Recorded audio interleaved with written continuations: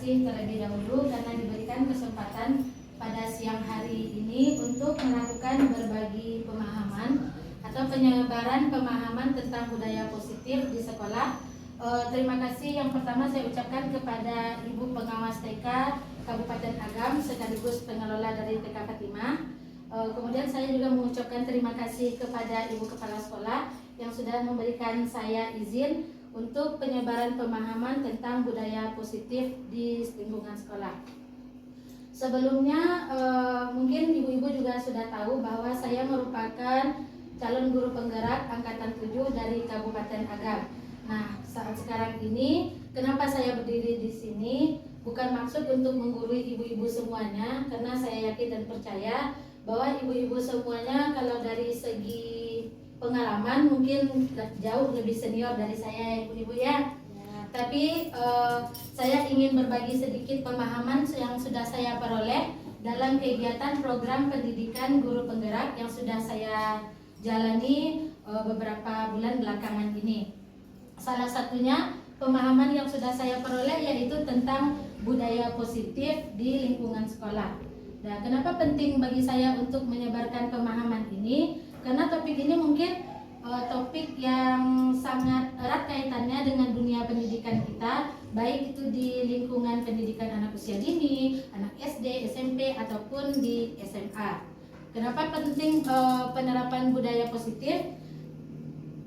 Yang pertama ini, mungkin ibu-ibu sudah kenal siapakah beliau ibu-ibu? Ki Hajar Dewantara. Ki Hajar Dewantara, Bapak Pendidikan Nasional Indonesia. Nah, beranjak dari filosofi pendidikan nasional yang digaungkan oleh Ki Hajar Dewantara, karena kebetulan sekolah kita sudah memakai kurikulum merdeka ya ibu-ibu semua. Jadi menurut filosofi pendidikan yang digaungkan oleh Ki Hajar Dewantara, bahwa pendidikan itu sejatinya menuntun anak. Menuntunnya bagaimana ibu-ibu? Yaitu menuntun sesuai dengan kodrat anak. Kodrat keadaan anak itu ada dua, ada kodrat alam dan kodrat zaman. Ya.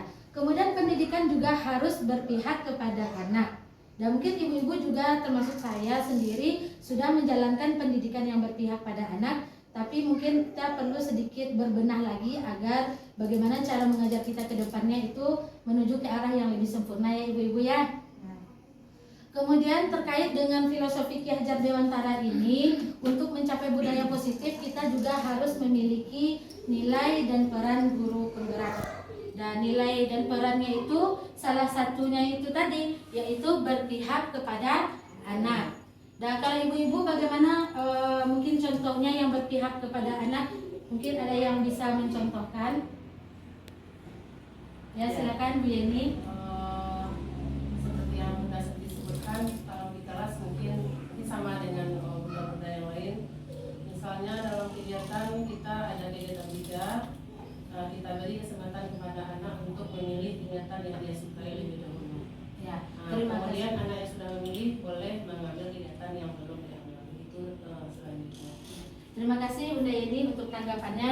Mungkin saya juga sependapat dengan Bunda Yeni. Jadi pendidikan dalam kurikulum merdeka adalah pendidikan yang berdiferensiasi. Kita memberikan kebebasan kepada anak didik sehingga anak didik bisa memperoleh informasi dengan berbagai cara. Jadi kita tidak harus menekan anak didik untuk melakukan kegiatan, tapi mereka dibebaskan namun tetap kita sebagai fasilitatornya. Demikian ya ibu-ibu. Ya.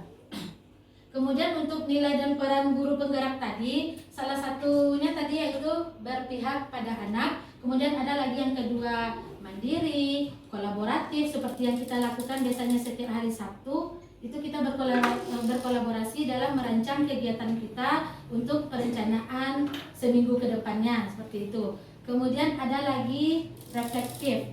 Reflektif di mana kita sebagai guru harus merefleksi bagaimana sih tadi saya mengajarnya, apa yang sudah dicapai oleh anak didik, apa yang belum dicapai, kemudian apa perencanaan kita ke depannya. Nah, selanjutnya ini, untuk melakukan budaya positif di sekolah, kita harus melakukan perubahan paradigma belajar. Nah, saya mau minta bantuan mungkin kepada ibu-ibu semua aja untuk bermain coba bukalah. Di sini saya mau minta bantuan ibu-ibu untuk menggenggamkan tangannya. Anggaplah di dalam tangan kita ini ibu-ibu ada sebuah rahasia yang sangat kita lindungi. Sudah didengar ya ibu-ibu ya. Jadi rahasia ini tidak boleh orang lain tahu gitu. Nah, jika ada teman kita yang datang misalnya, coba dibayangkan saja karena kita prakteknya seperti itu. Kita bayangkan ada salah seorang teman kita yang datang, dia datang nih, dia bujuk kita untuk membukanya. Kira-kira ibu-ibu mau nggak membukanya? Dibujuk misalnya Bunda Mira nih, Bunda Mira, saya boleh nggak lihat apa sih isi telapak tangannya yang digenggam itu? Bunda Mira mau nggak melihatkan kepada saya? Nah, kalau tidak mau ya. Tapi saya ancam nih, Bunda Mira kalau nggak mau melihatkan kepada saya apa rahasia di tangannya, besok saya tidak mau membonceng Bunda Mira mau pergi sekolah. Nah, seperti itu. Kalau saya ancam, Bunda Mira mau nggak melihat? Tidak mau ya. Dibujuk nggak mau, dipaksa juga nggak mau. Dan dari kegiatan kita yang tadi ibu-ibu, kira-kira menurut ibu-ibu yang memegang kontrolnya siapa? Saya apa Bunda Mira? Bunda Mira. Jadi begitu perubahan paradigma belajar kita. Perubahan paradigmanya ketika dulu kan kita menganggap kalau yang kita perintah anak didik, menurut kita anak didik mau kan menuruti perintah kita atau kehendak kita. Tapi sebenarnya apakah seperti itu? Nah, kita lihat ilusi teori kontrol menurut Dr. Glasser. Jadi William Glasser ini merupakan salah seorang pendidik, pakar pendidikan, juga seorang psikiater. Jadi menurut beliau ada perubahan paradigma teori kontrol atau ilusi kontrol. Ilusi kontrolnya ada 4. Yang pertama yaitu ilusi bahwa guru dapat mengontrol murid. Karena sejatinya seperti apa ibu-ibu? Murid itu yang memberikan izin kepada kita gurunya untuk bisa mengontrol dia. Kan ada masanya ketika kita memerintah anak murid menolak kehendak kita, pernah mengalaminya? Mungkin pernah ya, berarti dia sedang tidak mau dikontrol oleh gurunya. Jadi yang paradigma awal kita mengatakan kalau murid bisa kita kontrol itu adalah ilusi. Kemudian kita lanjut yang kedua, ilusi bahwa kritik dapat membuat orang merasa bersalah, bisa menguatkan karakter. Kenapa juga dikatakan ilusi? Karena misalnya ada anak didik kita yang berbuat salah, kemudian kita pura-pura membalas. Kalau kita kan di TK suka seperti itu. Wah, Bunda sedih sekali, kamu berbuat salah tadi, Bunda jadi sedih, atau mama kamu jadi sedih. Ternyata hal yang demikian juga ilusi ibu-ibu. Kenapa? Karena itu tidak mengubah karakter dari anak didik kita. Ketika dia mau berubah, ya berubah. Ketika dia tidak terpengaruh oleh kritikan, tetap saja anak didik itu tidak mau berubah.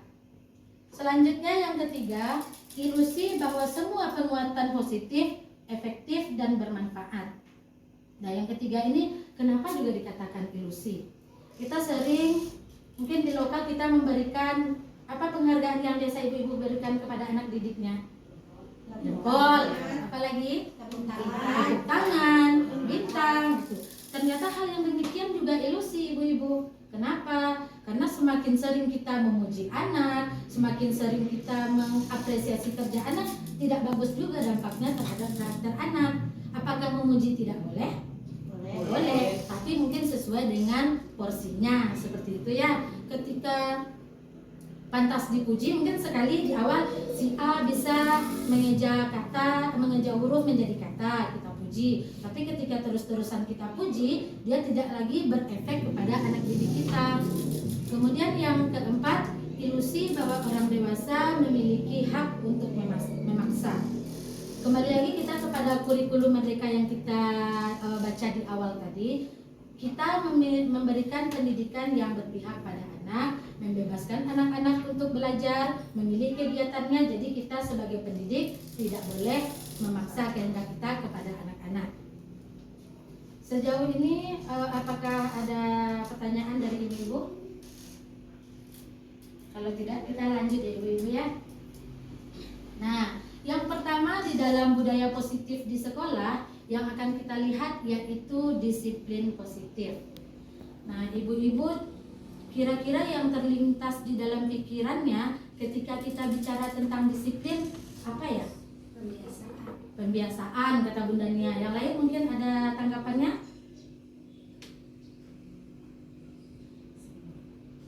Ya, pembiasaan aja. Atau Waktu sekolah dulu coba dibayangkan ketika gurunya berkata kamu harus disiplin, Ada kurang? peraturan kata Bunda Puji boleh. Kemudian apa lagi? Ketika ada peraturan biasanya terbayang apa lagi di belakang peraturan itu? Hukuman, ibu-ibu ya. Ketika kita berbicara tentang disiplin, yang terlintas di pikiran kita bisa pembiasaan, bisa peraturan, bisa tata tertib, atau bisa juga hukuman dan konsekuensi. Tapi apakah yang seperti itu yang disiplin itu sebenarnya? Kita coba lihat ya ibu-ibu. Nah ini makna kata disiplin. Jadi disiplin itu sendiri berasal dari bahasa Latin yaitu disiplina. Artinya yang pada awalnya itu belajar. Di mana diambil? Itu diambil dari pernyataan Socrates dan Plato yang berkonotasi disiplin itu lebih kepada dirinya sendiri. Bagaimana sih orang itu mengontrol dirinya sendiri supaya dia apa? Supaya dia bisa mencapai tentang apa yang dihargainya. Tapi di budaya kita apakah seperti itu?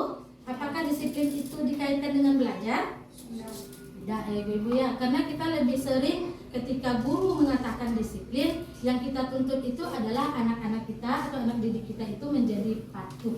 Ya seperti itu ibu-ibu? Ya. Ya, karena ada peraturan kelas, kamu harus mengikuti aturan saya. Biasanya kan seperti itu. Jadi anak-anak harus fokus dengan peraturan ibu gurunya tanpa mereka bisa mengeluarkan pendapat mereka inginnya seperti apa sih, seperti itu. Dan yang ini tadi, kita lihat bahwa disiplin diri itu yang sesungguhnya harus membuat orang menggali potensinya menuju sebuah tujuan apa yang dihargainya. Nah, apa yang dihargai oleh orang ini dikenal kalau sekarang dengan istilahnya yaitu nilai-nilai kebajikan universal. Ini, nilai-nilai kebajikan universal.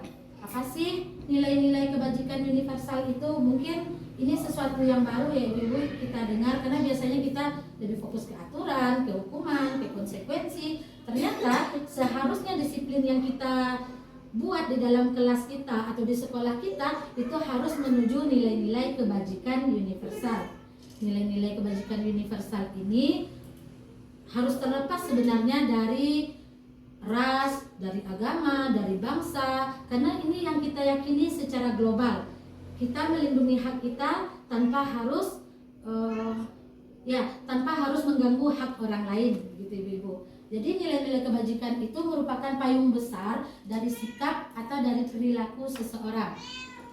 Biasanya bersifat merupakan sifat-sifat positif dari tujuan mulia yang ingin dicapai oleh individu.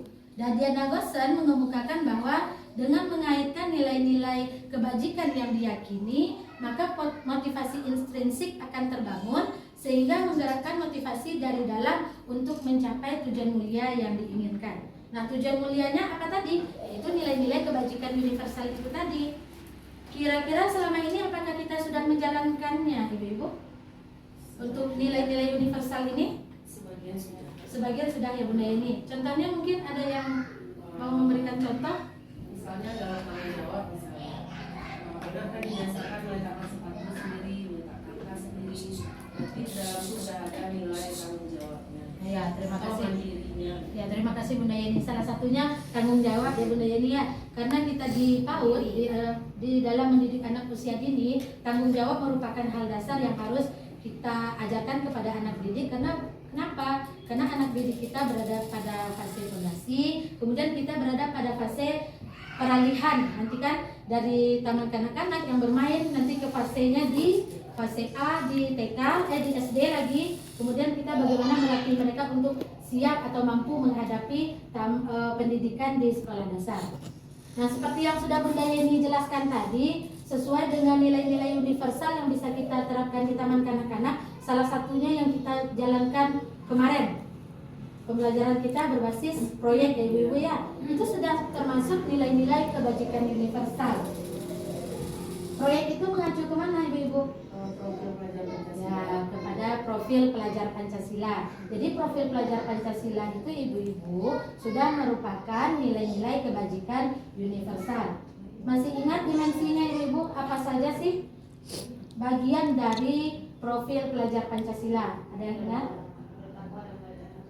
Ya, beriman dan bertakwa kepada Tuhan Yang Maha Esa, dan berakhlak mulia, ya, berkebinekaan global, mandiri, kreatif, benar kritis. Satu lagi, gotong royong. Dan itu adalah nilai-nilai kebajikan universal yang bisa kita terapkan di taman kanak-kanak. Tapi ada lagi yang lainnya sebelum kurikulum merdeka yang kita jalankan. Masih ingat mungkin ibu-ibu dengan 9 pilar karakter? Ya, 9 pilar karakter dari Indonesia Heritage Foundation itu juga merupakan nilai-nilai kebajikan universal. Nah, ini dia. Ini apakah harus dipilih atau dijalankan semuanya? Sebaiknya mungkin dalam menjalankannya kita fokus. Ketika kita mengambil profil belajar Pancasila, kita fokusnya ke sana. Kemudian jika kita nilai-nilai yang akan diterapkannya 9 pilar karakter, fokusnya ke sana. Selain yang 2 ini apakah ada? Masih ada yang lainnya. Seperti dari IBO, Primary Years Program, ada bagian-bagiannya. Ada banyak sih sebenarnya, ini contohnya saja. Kemudian ada petunjuk seumur hidup. Nah, sampai di sana apakah ada tanggapan dari ibu-ibu? Lanjut ya ibu-ibu ya. Kita masuk pada teori motivasi, hukuman, konsekuensi, penghargaan, dan restitusi. Sebagaimana tujuan saya di awal tadi, bagaimana kita mewujudkan budaya positif di lingkungan sekolah, bertolak dari sini. Bertolak dari teori motivasi, hukuman, konsekuensi, penghargaan, dan restitusi. Untuk teori motivasi sendiri, ini adalah yang melatar belakangi bagaimana anak didik kita bersikap ketika dia di dalam kelas. Dari mana munculnya? Munculnya dari pendapat Diana Gossen. Sama seperti Bapak Glaser tadi ya ibu-ibu, Diana Gossen ini juga merupakan pakar pendidikan. Seperti apa teori yang beliau kemukakan? Yaitu ada 3 teori. Yang pertama, ketika orang bersikap untuk menghindari ketidaknyamanan atau hukuman. Ketika kita berada pada tingkatan nomor 1, berarti kita berada pada tingkatan terendah dari motivasi kita dalam bersikap. Kemudian yang kedua, untuk mendapatkan imbalan atau penghargaan dari orang lain. Ini adalah tingkatan yang kedua. Ketika kita bersikap, motivasinya untuk mendapatkan, misalnya Bunda Linda datang ke sekolah tepat waktu, tidak pernah terlambat. Tujuannya apa Bunda Linda? Agar saya diberi penghargaan oleh Bunda Mira. Misalnya seperti itu. Ketika Bunda Linda mengungkapkan pendapatnya seperti itu, berarti Bunda Linda sudah berada pada tingkatan yang kedua untuk mendapatkan imbalan dan penghargaan dari orang lain. Kita lanjut yang ketiga, teori motivasi perilaku, yaitu untuk menjadi orang yang mereka inginkan dan menghargai diri sendiri dengan nilai-nilai yang mereka percaya. Ketika kita sudah berada pada tingkatan yang ketiga itu ibu-ibu, berarti kita sudah dapat mewujudkan tujuan dari disiplin positif. Dan bedanya apa? Ketika yang pertama dan yang kedua itu motivasinya dari mana? Dari luar atau eksternal. Kemudian kalau yang ketiga dari dalam diri atau motivasi intrinsik atau motivasi internal. Nah, kapan disiplin positif terwujud? Ketika kita sudah berada pada level yang ketiga. Nah, sesudah teori motivasi yang dikemukakan oleh Diana Gossen tadi, kita lanjut pada hukuman dan konsekuensi. Tapi sebelumnya saya mau tanya dulu nih sama ibu-ibu, apakah hukuman dan konsekuensi itu sesuatu yang sama atau berbeda? Berbeda. Kenapa berbeda? Kita sekolah dulu kan, ketika kita datang terlambat, kita dikasih hukuman sama guru kita. Atau ketika kita tidak buat PR, dikasih konsekuensi sama guru kita. Sama atau berbeda kan dia? Berbeda. Oh, kata benarnya sama. Kata ibu-ibu di sebelah sini berbeda. Kira-kira sama atau berbeda? Mari kita lihat sama-sama ya ibu-ibu. Nih, hukuman, konsekuensi. Hukuman biasanya itu tidak terencana atau tiba-tiba. Anak tidak tahu apa yang akan terjadi dan dia tidak dilibatkan ketika proses pemberian hukuman itu dilakukan. Hukuman juga bersifat fisik dan psikis. Dan terakhir, ketika anak dihukum, anak merasa tidak nyaman dan merasa tersakiti, baik itu oleh perbuatan gurunya atau perkataan dari gurunya. Nah, bedanya dengan konsekuensi apa? Kalau konsekuensi, biasanya kita sudah mengajak anak berdiskusi.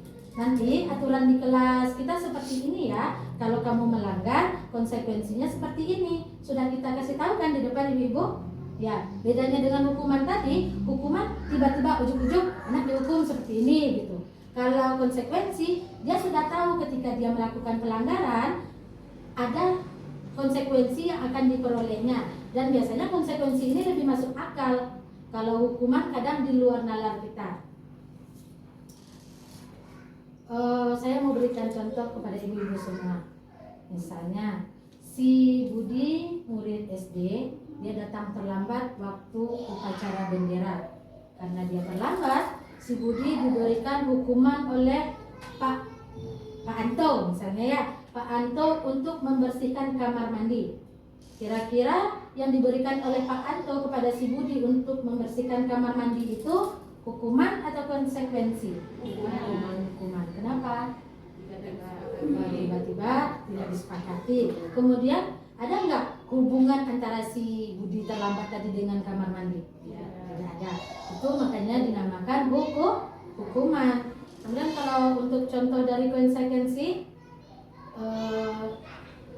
ada anak didik kita atau di TK kita memberikan tugas, kemudian dia tidak selesai. Kita dekati si anak itu, Ani, kenapa kamu tidak bisa menyelesaikan tugas kita ini? Kalau kamu tidak bisa menyelesaikannya, konsekuensinya sesuai dengan peraturan kelas kita, kamu terlambat untuk bermain keluar kelas. Kita bunyikan, berarti berdasarkan kesepakatan atau aturan yang sudah kita buat pada masa yang lampau atau pada masa lalu. Berarti sudah bisa kita bedakan ya ibu-ibu ya, antara hukuman dengan konsekuensi. Lanjut lagi, dihukum penghargaan. Apa sih maksudnya dihukum penghargaan? Menurut Alfikon mengemukakan baik penghargaan maupun hukuman adalah cara-cara mengontrol perilaku seseorang yang menghancurkan potensi untuk belajar sesungguhnya.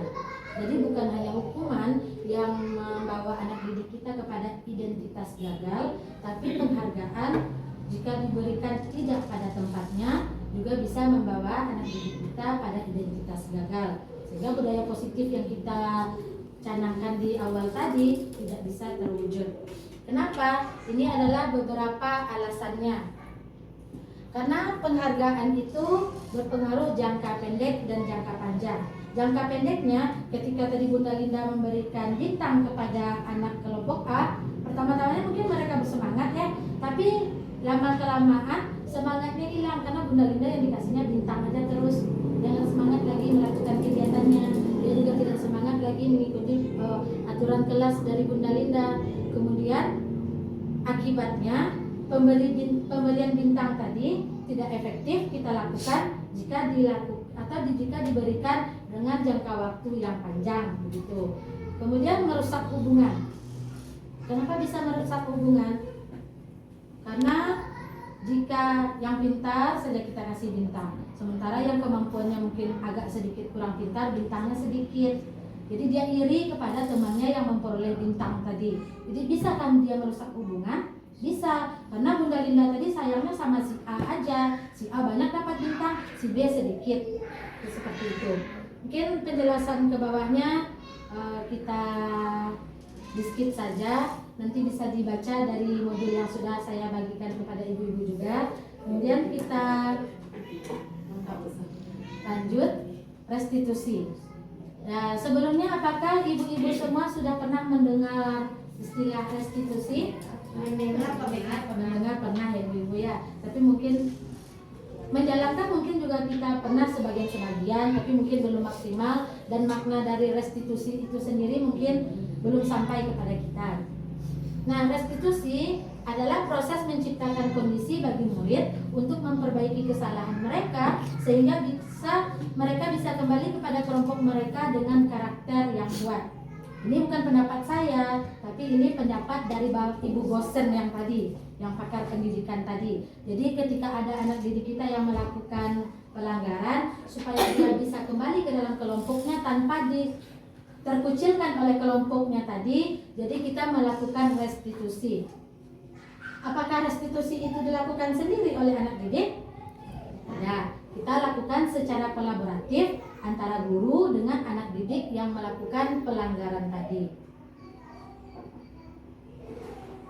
Nah, restitusi itu membantu murid menjadi lebih memiliki tujuan, disiplin positif, dan memulihkan dirinya setelah berbuat salah. Penekanannya bukan bagaimana perilakunya menyenangkan orang lain atau untuk menghindari ketidaknyamanan, tapi lebih mengembalikan si anak didik kita tadi kembali kepada nilai-nilai yang mereka percayai. Berhubungan tadi kembali lagi kita kepada nilai-nilai kebajikan universal seperti profil pelajar Pancasila tadi atau 9 pilar karakter. Nah, kembalinya nanti ke situ ketika kita melakukan restitusi dengan anak didik kita, target kita itu anak didik ingat dia dengan nilai-nilai yang akan ditujunya, sehingga dia bisa kembali dengan karakter yang lebih baik ke dalam kelompok atau ke dalam kelasnya. Jadi pernahkah ibu-ibu melakukan restitusi? Pernah. Nah, ini ciri-ciri dari restitusi. Jadi restitusi yang kita lakukan itu bukan untuk menebus kesalahan, tapi bagaimana cara kita membuat anak didik kita belajar dari kesalahannya kepada karakter yang lebih baik. Kemudian restitusi juga diarahkan untuk memperbaiki hubungan. Kalau ada murid kita yang melakukan pelanggaran atau berbuat salah, entah itu kepada guru ataupun kepada temannya, bagaimana cara memperbaiki hubungannya? Yaitu dengan restitusi tadi. Kemudian di dalam restitusi, ibu-ibu tidak bisa memaksa. Nanti karena kamu sudah berbuat salah kepada teman kamu harus minta maaf ya. Caranya bukan seperti itu, tapi ibu mengajak anak untuk dia yang berpikir sendiri ketika dia melakukan kesalahan, ketika dia melakukan pelanggaran, dia sendiri yang mengemukakan solusinya agar memperbaiki kesalahan yang sudah dia lakukan. Nah, peran kita apa? Memfasilitasi anak didik supaya mereka bisa kembali ke dalam kelompoknya sesuai dengan nilai-nilai yang sudah diyakini tadi atau nilai-nilai kebajikan universal. Nah, restitusi tadi ada contohnya tapi saya letakkan di bagian akhir. Kemudian kita lanjut kepada keyakinan kelas. Keyakinan kelas. Mungkin ibu-ibu kemarin ada yang lihat saya buat video dengan anak kelompok B1, yaitu tentang keyakinan kelas. Keyakinan kelas ini berasal dari nilai-nilai kebajikan universal yang kita yakini, sehingga memotivasi anak didik kita untuk bisa berperilaku di mana motivasinya itu dari dalam diri mereka sendiri. Nah, dalam membentuk keyakinan kelas, apakah saya yang memutuskannya? Tidak, karena tadi kita berbicara kolaboratif. Berarti ketika saya membuat keyakinan kelas dengan kelompok B1, saya mengajak seluruh masyarakat atau warga dari kelompok B1 untuk mengeluarkan pendapatnya, sehingga nanti kita bisa menyepakati apa yang menjadi keyakinan kelas kita yang akan kita taati secara bersama-sama. Kalau biasanya kita namanya apa, ibu-ibu? Aturan ya, atau aturan kelas, aturan bermain, atau pembiasaan ya. Sekarang kita ganti namanya jadi keyakinan kelas. Dan kemudian redaksinya juga kita ganti. Kalau biasanya kita buat apa ya kata-katanya,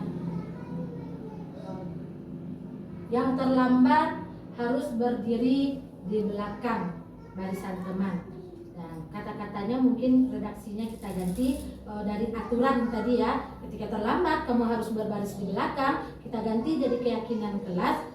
Mungkin mendahulukan berbaris bagi teman yang datangnya lebih duluan. Mungkin bahasanya dari kalimat-kalimat yang biasanya kita berikan kalimat negatif, kita ganti redaksi kalimatnya menjadi kalimat positif. Mungkin intinya itu juga, tapi bahasanya yang kita ganti. Nah, ini adalah tahapan dalam menciptakan nilai-nilai kebajikan. Yang pertama, kita bisa melihat daftar nilai kebajikan yang sudah disusun bersama. Kita kan sudah duduk bersama dengan anak didik kita. Kita persilakan mereka untuk mengeluarkan pendapat apa nanti nilai-nilai yang akan kita sepakati di kelas kita atau di sekolah kita. Kemudian tentukan nilai kebajikan yang ingin dijadikan fokusnya.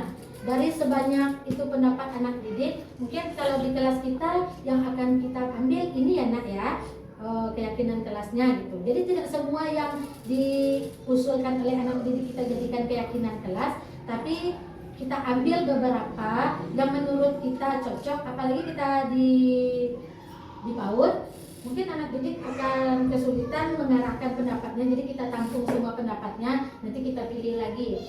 Setelah kita pilih mana yang cocok dengan kelompok kita, kemudian kita sempurnakan lagi nilai-nilai kebajikannya menjadi di dalam kelompok besar. Tadi misalnya kita boleh mengusulkan anak-anak satu persatu memberikan usul, nanti kita diskusikan lagi dalam kelompok besar kita, apakah kita bisa menyepakati atau apakah kita bisa meyakini nilai-nilai yang sudah kita tulis tadi anak-anak. Kalau sudah, kata anak didik kita, berarti itulah yang kita buatkan ke dalam poster. Posternya bagaimana? Kita pajang di kelas kita.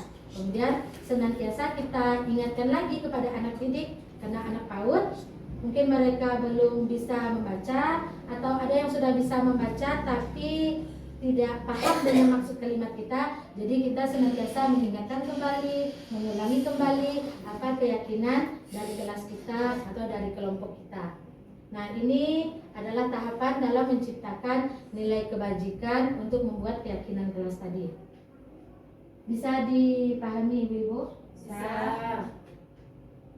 Dan ini proses saya membuat keyakinan kelas kemarin mungkin belum maksimal, tapi saya juga dalam tahap belajar menyempurnakan pemahaman yang sudah saya peroleh, kemudian bagaimana saya mengaplikasikannya juga di lembaga kita, khususnya mungkin yang lebih kecil lagi lingkupnya di dalam kelas kelompok D1. Kita coba putar videonya.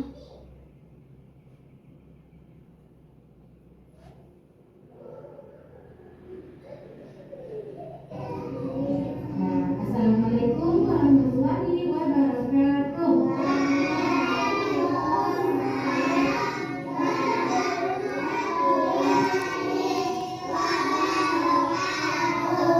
Apa kabar nih teman-teman semuanya? Sehat semuanya? Pada pagi hari ini, seperti yang sudah Bunda Santi sampaikan kemarin, bahwa kita akan membuat keyakinan kelas. Sudah tahu apa itu keyakinan kelas? Nah, Bunda Santi mau kasih tahu, keyakinan kelas itu hampir mirip dengan peraturan kelas. Tapi kita buatnya bersama-sama, bukan kita saja yang bikin sendiri. Kita diskusikan bersama-sama. Tujuannya apa? Agar kelas kita saat kita belajar, saat kita bermain, kelas kita bisa tertib, bisa aman, bisa nyaman. Kita mulai lagi membuat keyakinan kelas kita. Nah, kira-kira ada gak teman-teman yang punya usul? Mau mulai dari kita masuk dulu.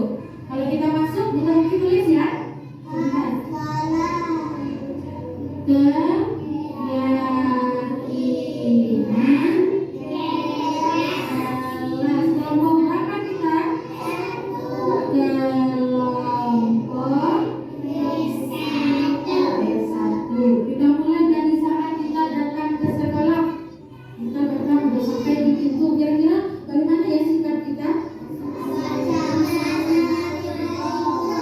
Mengucapkan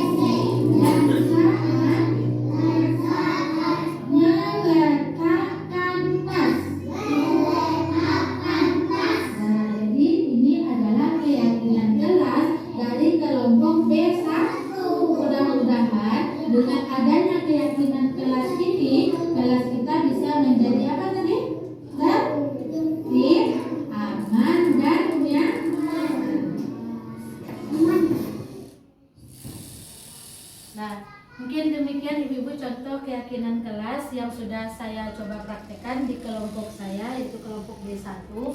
Mungkin belum sempurna, masih dalam tahap belajar, tapi kita berupaya agar kedepannya bisa lebih sempurna lagi dengan terusnya kita membiasakan kegiatan ini.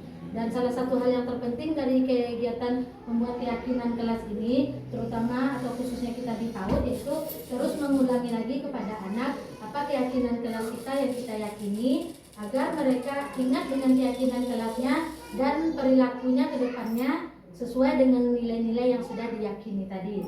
Nah, apakah boleh ibu-ibu kembangkan nantinya di kelompoknya masing-masing? Tentu saja boleh.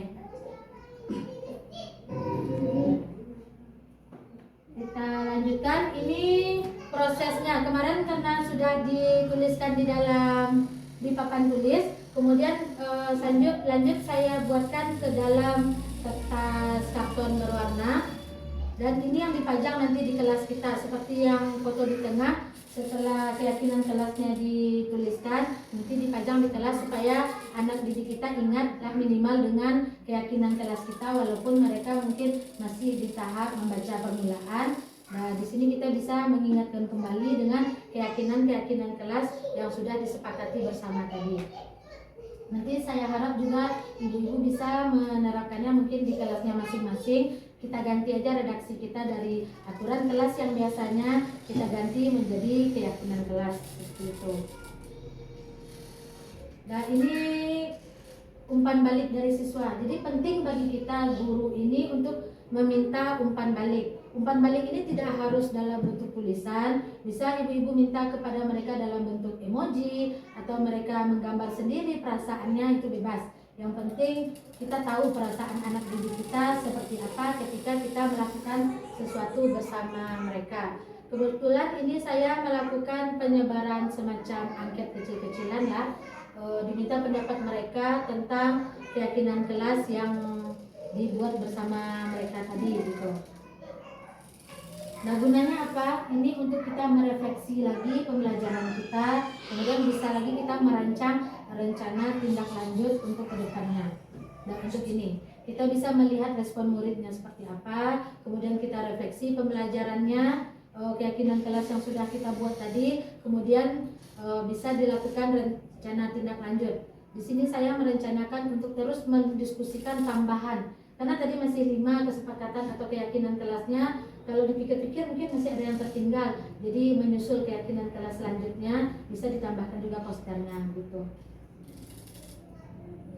Nah, untuk keyakinan kelas apakah ada pertanyaan ibu-ibu? Atau kita lanjut? Kita lanjut ya.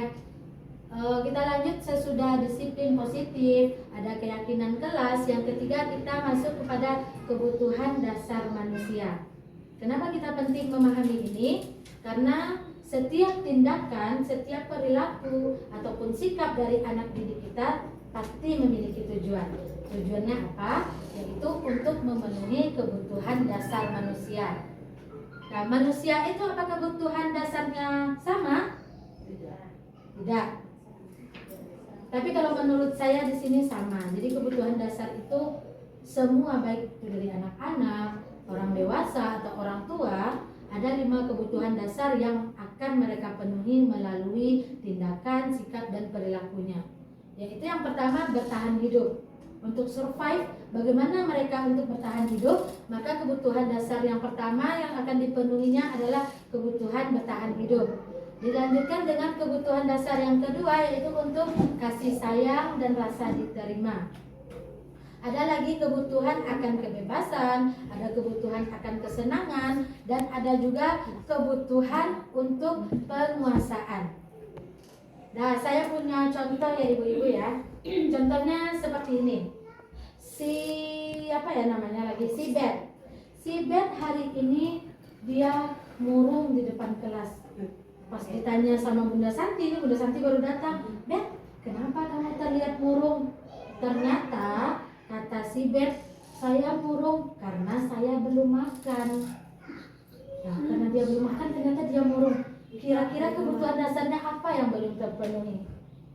Makan. Kebutuhan makan. Kalau yang makan itu masuk ke antara yang 5 itu kemana ibu-ibu? Bertahan hidup ya. Jadi si Bet ini murung di depan kelas karena dia belum makan, karena kebutuhan dasarnya untuk bertahan hidup belum terpenuhi. Atau Bunda Santi tanya lagi nih, Bet, Ibet kenapa murung? Kata si Ibet ini, saya murung atau saya sedih Bunda karena si Puji tidak mau bermain dengan saya. Apakah kebutuhan bertahan hidupnya juga yang belum terpenuhi? Kurang kasih sayang. Kasih sayang dan rasa diterima. Kemudian atau ketika kita belajar ada anak didik kita yang tidur. Kemarin ada anak didik saya yang tidur namanya si Arka. Kenapa? Nah, lucu ya penjelasannya. Nah, si Arka ini tidur. Kenapa Arka tidur? Bosan katanya. Dia bosan karena Bunda Santi lama menjelaskan di depan. Dia inginnya bermain. Dia bosan berarti kebutuhan dasarnya yang tidak terpenuhi apa ibu-ibu? Kesenangan ya. Dia nggak senang ternyata mendengar orang bercerita. Si Arka ini senangnya mungkin melakukan kegiatan karena dia anaknya kinestetik. Jadi untuk pembelajaran bagi kita, ketika ada sikap, ada perilaku dari anak didik kita yang tidak sesuai dengan keyakinan kelas kita tadi, apakah boleh kita langsung memberikan hukuman? Nah, kita harus kembali lagi kepada kebutuhan dasar manusia. Kira-kira ketika si A melakukan pelanggaran, apa ya kebutuhan dasar yang belum terpenuhi? Kenapa? Karena cara orang memenuhi kebutuhan dasarnya itu berbeda-beda. Ada yang dilakukannya dengan cara positif, namun seringkali pelanggaran itu terjadi karena pemenuhan kebutuhan dasarnya dengan cara yang negatif. Jadi kita tidak serta-merta bisa menghukum anak dia tidur, kita suruh duduk di pojokan, nggak boleh ikut bermain di dalam kelompoknya. Karena apa? Karena kita belum mengetahui kebutuhan dasarnya apa yang belum terpenuhi. Nanti setelah kita tanya kepada yang melanggar tadi atau yang bermasalah tadi, ketika kita tahu apa kebutuhan dasar yang belum terpenuhi, mungkin kita bisa mengajak si anak tadi untuk mencarikan solusinya. Itu yang kita kenal tadi dengan istilah restitusi. Nah, ini terjadi di dalam masjid ibu-ibu ketika kita belajar proses manasik haji. Ternyata ada anak didik kita yang kita ini praktek sholat nih, dia pegang-pegang tangan temannya gini katanya, namanya si Fatan. Jadi kata si Fatan sama si Asfar, tangannya diginiin gitu, dipegang telunjuk tangannya, telunjuk si Asfar diginiin. Dan saya tanya, Fatan kenapa telunjuk Asfar diginiin? Iya Bunda, kalau kita sholat duduk akhir tangannya diginiin katanya. Jadi kalau melihat dari penjelasan si Fatan tadi, kebutuhan dasar si Fatan itu apa?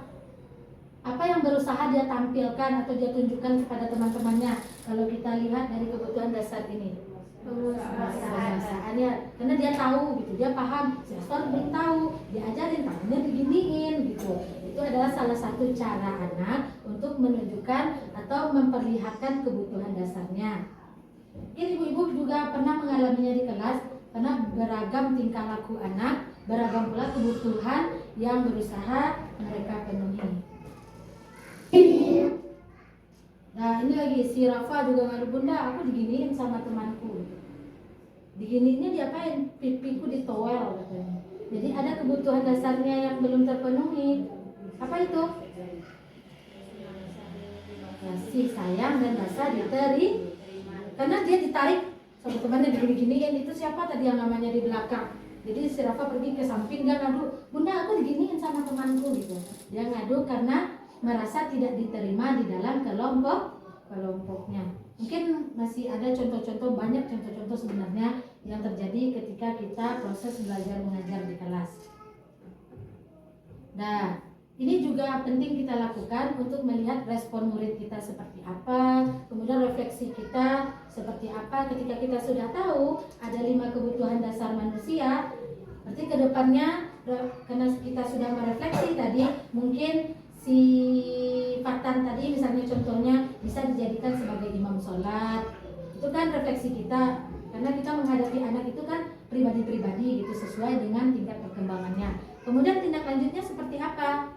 Setelah kita lihat kejadian-kejadian yang terjadi di lingkungan kita, yang terjadi di lokal kita, mungkin kedepannya saya berencana seperti ini gitu. Dan itulah tujuannya kita mengetahui 5 kebutuhan dasar. Mungkin sampai di sini ibu-ibu sudah bisa memahaminya. Kita lanjut dari ibu-ibu ya. Ini yang keempat tentang posisi kontrol. Jadi posisi kontrol ada 5 yang biasa kita perankan di sekolah, dimulai dari penghukum, pembuat rasa bersalah, teman, pemantau, dan manajer.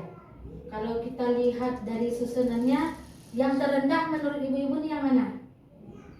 Penghukum. Penghukum yang terendah mungkin tingkatan yang paling tinggi adalah manajer ya. Kenapa penghukum yang paling rendah?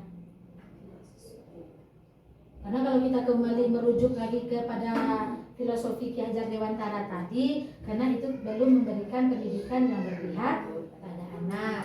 Nah, penghukum ini biasanya suka ngotot, suka nunjuk-nunjuk, kemudian memberikan ketidaknyamanan kepada anak, baik secara verbal ataupun secara perbuatannya. Kemudian kalau penghukum biasanya berbicaranya bagaimana? Marah-marah ya, suaranya keras, intonasinya ditinggikan, matanya melotot-melotot. Nah, itu penghukum. Kamu ingat gak apa peraturan kelas kita? Ketika kita berbicara dengan nada seperti itu, kita masih berada pada posisi kontrol penghukum. Kemudian seperti apa pembuat rasa bersalah? Nah, ini bertolak belakang dari yang penghukum tadi. Kalau yang di nomor 2 ini, pembuat rasa bersalah, biasanya guru memelas kepada anak didiknya.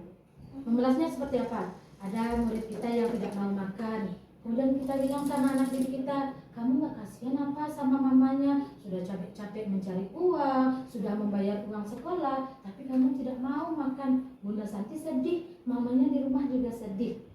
Nah, ini berarti kita berada pada posisi kontrol yang kedua, pembuat rasa bersalah.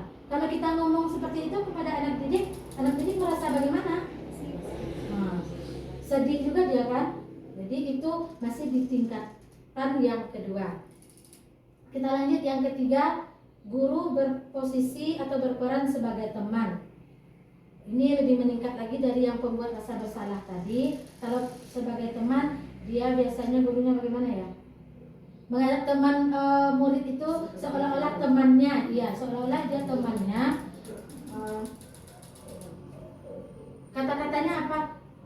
Kemarin kan sudah Bunda Santi tolongin membereskan lokalnya, kamu tidak ingat? Atau kamu tidak mau membereskan mainannya, nak ya? Nanti Bunda Santi aja yang bereskan. Itu berarti kita masih berada pada posisi yang ketiga, posisi kita sebagai teman. Apakah sudah baik? Medium lah ya, medium di tengah-tengah itu hampir baik. Dan kemudian tahapan yang selanjutnya yaitu pemantau yang keempat. Kalau di sini gurunya berbicara lebih kepada fakta. Seperti apa? Tadi kita punya keyakinan kelas.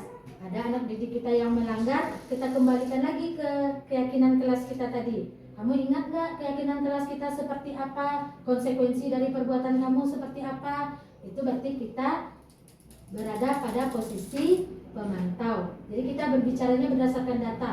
Kemarin kamu sudah 3 kali nih melakukan pelanggaran. Kalau masih diulang lagi, Bunda Santi bilang ya sama kepala sekolah. Nah, itu berarti kita masih pada posisi pemantau. Yang terakhir, posisi yang paling tinggi dalam kontrol guru kepada murid yaitu manajer. Nah, kapan kita berada pada posisi manajer? Ketika kita sudah bisa menerapkan yang tadi itu restitusi. Ketika kita sudah bisa menempatkan diri kita mencari solusi bersama anak didik dalam mencarikan solusi untuk permasalahannya, untuk pelanggaran yang dia lakukan, berarti kita sudah sampai pada posisi manajer. Sebelum kita lanjut, saya mau bertanya lagi kepada ibu-ibu guru hebat dari TK Fatimah ini. Ibu-ibu sudah berada pada posisi apa nih selama ini? Kadang-kadang manajer, kadang-kadang teman ya, kadang-kadang semuanya. Tergantung anginnya kemana, kita condongnya ke situ gitu. Tapi mungkin lebih sering kita ke pembuat rasa bersalah, teman ya, jarang kita yang manajer. Karena restitusi itu saja baru kita kenali sekarang. tahapannya belum sempurna kita laksanakan. Tapi nggak apa-apa, kita masih belajar. Mudah-mudahan kedepannya dengan penyebaran materi ini kita bisa meningkatkan sedikit peran posisi kita menjadi posisi kontrol manager. Nah, ini adalah contoh posisi kontrol apa yang biasa kita ucapkan. Kalau penghukum biasanya menggunakan hukuman fisik atau verbal. Pertanyaan yang biasa dilontarkannya, patuhi aturan saya, atau kamu awas ya, kamu selalu saja salah, atau kamu selalu menjadi yang terakhir ketika mengerjakan kegiatan. Jadi kita menghukum anak kan dengan perkataan kita, itu posisi kontrol penghukum. Kemudian yang pembuat rasa bersalah, bunda kecewa sama kamu karena kamu bla bla bla bla, atau kamu gak kasihan sama bunda Santi, dari tadi dilihat main aja terus, gak mau mengikuti kegiatan, itu pembuat rasa bersalah. Kemudian kalau untuk teman, kita masih mengontrol murid melalui ajakan atau persuasi. Ayolah bantu ibu ya, kamu mengerjakan ini ya, nanti bunda Santi kena marah nih sama bunda Mira kalau kamu gak mau mengerjakan ini. Berarti kita memposisikan kita sebagai teman dari anak didik kita. Lanjut yang pemantau. Seperti yang sudah dijelaskan tadi, kalau guru berperan sebagai pemantau, dia berbicara berdasarkan data. Jadi peraturan kelas kita apa, atau keyakinan kelas kita apa yang sudah kamu yakini, apa konsekuensi atau sanksi yang akan kamu peroleh jika kamu begini gitu. Jadi ada dasarnya dia berbicara kepada anak didik. Yang paling tinggi tadi manajer. Nah, ketika kita bisa menjalankan segitiga restitusi, berarti kita sudah ada pada posisi manajer. Kita biasanya akan bertanya, apa keyakinan kelas kita? Apa yang biasanya kamu yakini? Ketika kita sudah bisa melontarkan kata-kata seperti itu kepada anak didik atau kepada murid, berarti kita sudah ada pada posisi manajer. Dan mudah-mudahan dengan terus kita membiasakan, kita semua yang ada di lingkungan Lembaga TK Fatimah ini bisa menaikkanlah tingkatan posisi kontrol kita menjadi lebih baik lagi ya ibu-ibu ya. Nih, yang saya singgung tadi segitiga restitusi. Jadi bentuknya memang seperti segitiga. Tahapannya ada 3. Ini, yang pertama yaitu menstabilkan identitas. Jadi ketika ada anak yang salah, tidak serta-merta kita, tadi kamu salah, kamu dihukum karena melakukan kesalahan. Tidak boleh seperti itu. Kenapa? Kita harus menstabilkan identitasnya. Kenapa dia melakukan kesalahan? Tentu, atau melakukan pelanggaran tentu ada alasannya. Jadi kita menggalinya di sini. Kemudian yang kedua, validasi tindakan yang salah. Setelah kita stabilkan nih emosi anak didik kita, karena dia bertengkar misalnya tadi, kemudian kita tanyakan lagi ke anak didik, kira-kira perbuatan kamu yang seperti itu sudah benar atau salah, atau sudah sesuai dengan keyakinan kelas kita. Itu berarti kita berada pada tahap validasi tindakan yang salah. Kalau anak didik atau murid sudah tahu nih, dia tadi salah karena dia mencuri teman misalnya, baru kita tanyakan keyakinan kelasnya lagi. Keyakinan kelas kita apa? Apakah perbuatan kamu yang tadi mencuri teman itu sudah sesuai dengan keyakinan kelas? Berarti kita sudah berada pada tahapan menanyakan keyakinan. Ketika ketiga tahapan ini sudah bisa kita laksanakan, berarti kita sudah melaksanakan segitiga restitusi. Nih, segitiga restitusi bentuknya seperti segitiga. Kemudian ini contoh-contoh pertanyaan yang bisa ibu-ibu semua tanyakan kepada anak didik. Dan ini lanjut, ini contoh proses saya melakukan segitiga restitusi dengan anak kelompok B1 namanya Akila. Kita coba dengarkan sebentar.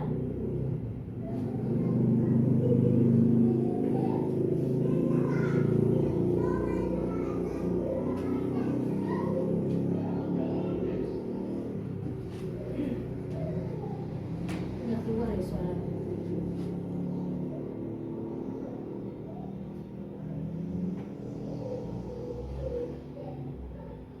Mungkin ada gangguan dari videonya ibu-ibu. Jadi ini ceritanya saya ceritakan saja. Ceritanya si Akila ini duduk di dekat si Aska. Tiba-tiba si Aska menangis. Saya nggak tahu ini alasannya si Aska mengapa menangis. Kemudian setelah Aska selesai menangis, saya bawa Akila ke kantor kita. Kemudian saya dudukkan, saya tanya, Akila, kamu tahu nggak kenapa Bunda Santi bawa ke sini? Dia nggak tahu Bunda, katanya kan.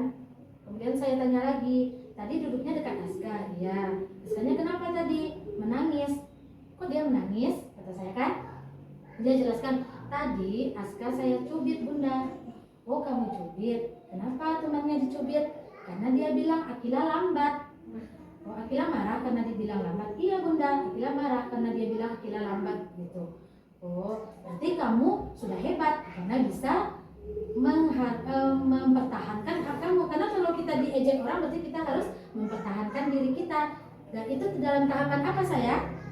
Dalam tahap menstabilkan identitas. Nih ini yang tadi, menstabilkan identitas. Kemudian setelah kita stabilkan identitasnya berarti anak sudah terbawa posisi nyaman dengan kita kan. Setelah anak nyaman baru kita validasi kesalahannya.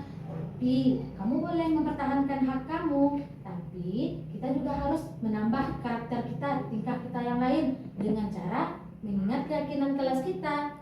Apa itu? Saling menghormati. Itu berarti kita sudah pada tahap validasi tindakan yang salah. Kan dia sudah tahu nih dia salah tadi mencubit temannya. Kemudian baru kita menanyakan keyakinan. Akila tahu nggak apa keyakinan kelas yang selama ini kita yakini? Akilanya dengan kita bantu, salah satu keyakinan kelas yaitu saling menghormati. Berarti dengan Akila mencubit teman, Akila sudah melanggar keyakinan kelas kita.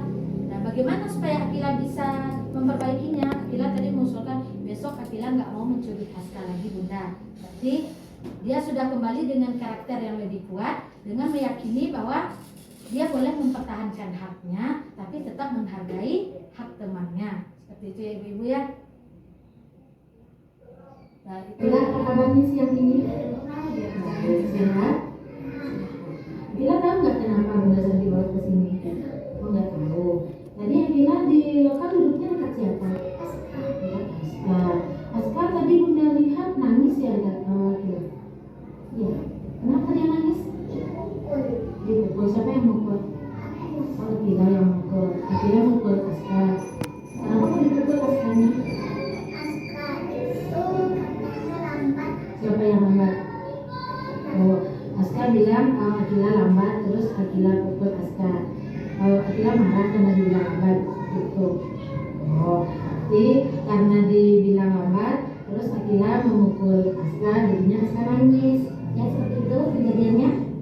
Ya, Akila berhak merasa seperti itu dan kita juga boleh mempertahankan hak kita, ya. Tapi kita juga harus menangkap sikap kita yang baru, sikap seperti untuk saling menghargai. Akila ingat nggak apa keyakinan kelas kita? Nah, saling menghormati, saling menghargai kepada guru dan kepada teman. Nah, kalau kita berbuat seperti itu kepada Aska, kira-kira mereka sudah mempertahankan keyakinan kelas kita? Ya apa belum? Kalau kita cubit, Aska udah apa belum? Sudah. Tapi menurut Bu Santi itu belum, karena Aska sudah melanggar keyakinan kelas kita untuk saling menghormati. Ya, karena sudah melanggar keyakinan kelas kita, kira-kira ke depannya Akila mau berbuat seperti apa ya untuk bisa memperbaikinya? Akila mau nggak minta maaf sama Aska? Mau. Terus ke depannya Akila mau memperbaiki keyakinan kelas kita dengan berbuat baik kepada teman? Bisa. Kalau gitu kita kembali ke kelas ya. Nah, itu mungkin cuplikan singkat proses saya menjalankan segitiga restitusi dengan Akila karena melanggar salah satu keyakinan kelas dari kelompok B1. Nanti ibu-ibu juga mungkin bisa membiasakan bagaimana menjalankan segitiga restitusi itu. Jadi anak didik yang melakukan pelanggaran bisa kembali ke kelompoknya dengan solusi dari diri mereka sendiri. Tapi mungkin akan agak kesulitan karena kita di PAUD, anak-anak kesulitan untuk mengungkapkan pendapatnya. Jadi kita bisa memandu mereka, mengarahkanlah bagaimana sebaiknya gitu. Perlu pertanyaan pemantik dari kita. Dan ini juga setelah kita melakukan tindakan harus ada respon dari muridnya seperti apa, kemudian refleksi dan rencana tindak lanjut. Ya seperti itu. Jadi rencana tindak lanjutnya mungkin karena baru beberapa kali mempraktekkan proses dari segitiga restitusi itu sendiri. Jadi kadang saya juga kewalahan mengungkapkan pertanyaan sederhananya seperti apa agar anak usia dini ini paham dengan yang saya tanyakan dan mereka tahu kemana arah kita mengarahkannya gitu. Dan mungkin demikian saja pemaparan, jadi singkat ya Ibu ya, lumayan panjang pemaparan saya tentang budaya positif di lingkungan sekolah. Tapi budaya positif ini tidak serta-merta hanya dilakukan di sekolah, ini juga bisa dilakukan di lingkungan keluarga kita. Sebelum saya tutup, apakah ada dari ibu-ibu yang ingin bertanya atau mungkin mengeluarkan pendapat, berbagi pengalamannya mungkin saat di kelas? Nah, boleh. Ya, Bunda Nia disilakan. Mungkin dalam saya ingin minta contoh dalam memberikan penghargaan. Tadi kan disebut bahwasanya memberikan penghargaan itu kan termasuk puisi.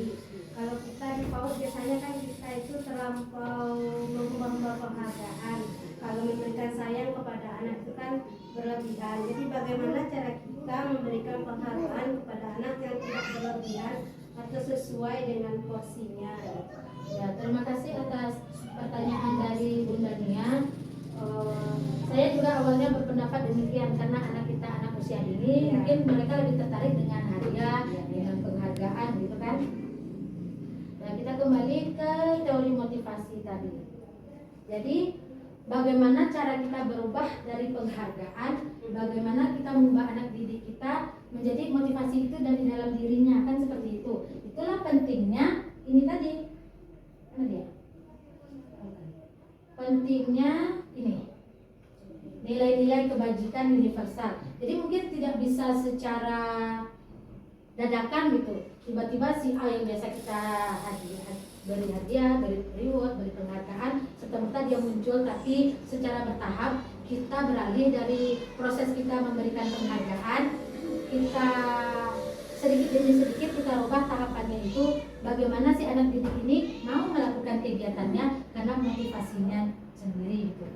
Tapi mungkin tidak bisa langsung dia berubah, tentu bertahap gitu.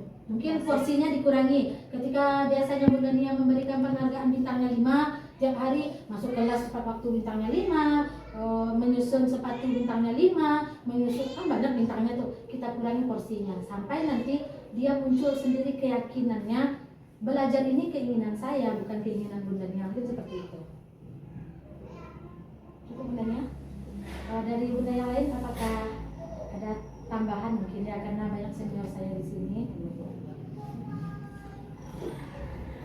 Kalau tidak ada, kita cukupkan sampai di sini proses berbagi pemahaman yang saya peroleh dalam program Guru Penggerak. Mungkin ke depannya akan lebih banyak lagi pemahaman-pemahaman yang kita bisa diskusikan bersama, dan saya harap ke depannya juga semua guru TK Fatimah ini bisa menjadi guru penggerak dan anak didik kita menjadi anak didik yang sesuai dengan zamannya Ibu. Saya tutup dengan alhamdulillahirabbil-alamin. Assalamualaikum warahmatullahi wabarakatuh. Waalaikumsalam.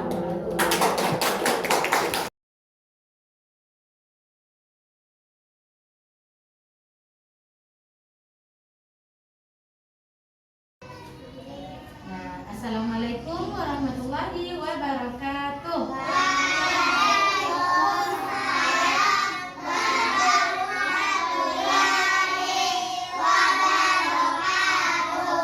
Apa kabar nih teman-teman semuanya? Baik. Sehat semuanya? Sehat.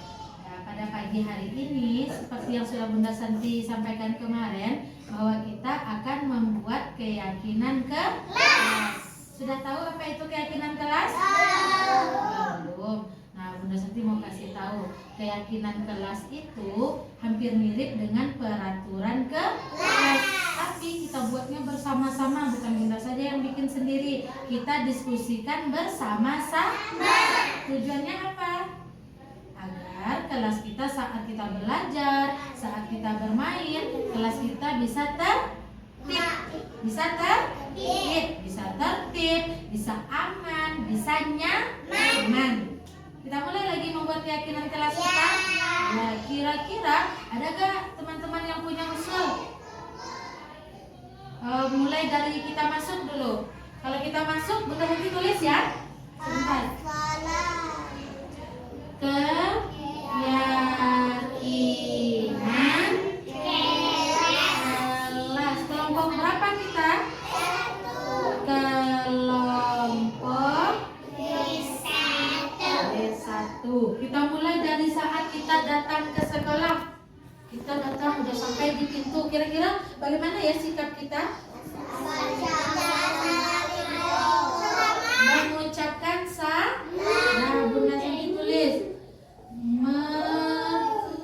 mengucapkan salam, lalu bersalaman dengan siapa? Dengan Bunda atau dengan guru di sekolah? Dengan guru di sekolah. Ya, dengan Bunda yang lain juga ada. Jadi keyakinan kelas kita yang pertama mengucapkan salam, lalu bersalaman dengan Bunda atau guru yang ada di sekolah. Yang kedua, ada lagi usulnya? Apa, Raska? Dengan teman bagaimana sikap kita? Baik-baik. Ya, baik-baik itu bagaimana itu? Saling saling menghormati. Kita tulis di sini. Saling menghormati. Kalau ada yang berbicara bagaimana ya sebaiknya kita? Bagaimana?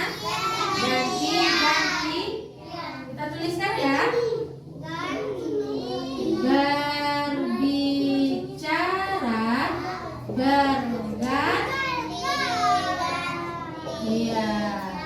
Berbicaranya bergantian. Lalu jika kita mau coba dulu nah, kalau kita mau ke WC atau kita mau minta tolong, biasanya kita apa yang kita ucapkan? Mengucapkan kata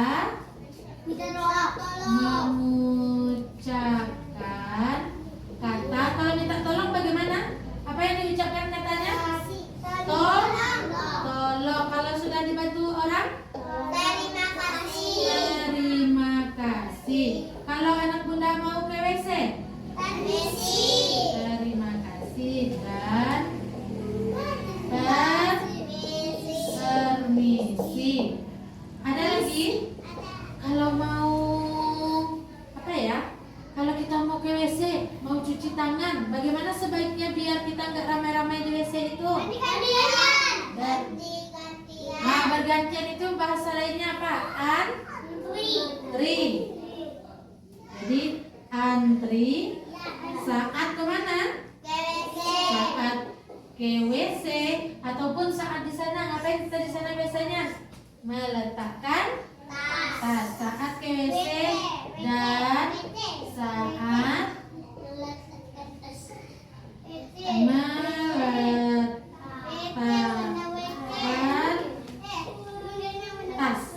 nah, ada lagi keyakinan kelas yang mau kita sepakati? Sudah cukup? Sudah. Berapa nih keyakinan kelas kita? Supaya teman-teman semuanya bisa ingat, kita ulangi lagi menyebutkannya ya. Ya, kita ulangi. Keyakinan kelas kelompok B1.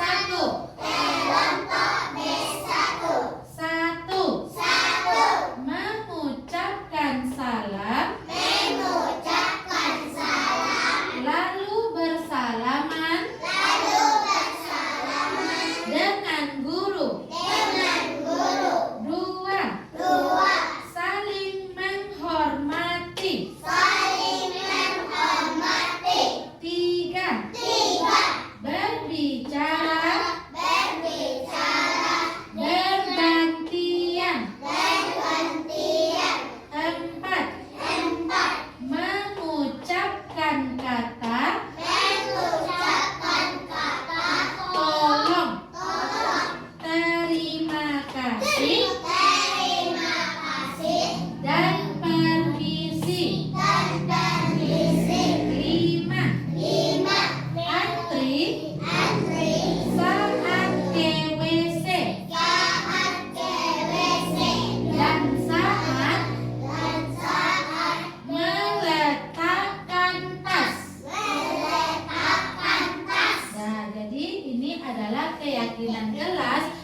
kelompok B1.